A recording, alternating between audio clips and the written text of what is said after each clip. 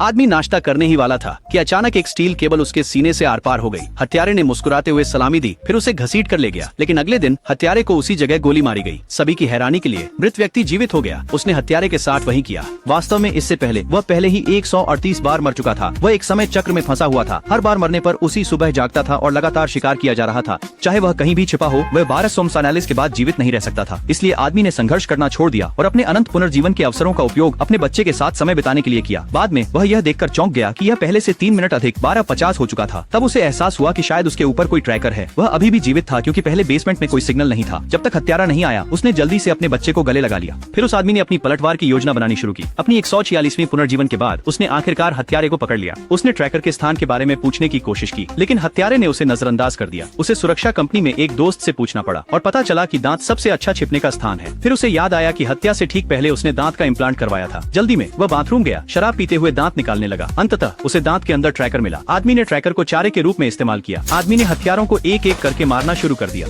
आत्मविश्वास से भरा उसने अंतिम बॉस को चुनौती देने की तैयारी की। उसने गैस पैडल को दबा दिया, जिससे उसकी जान चली गई।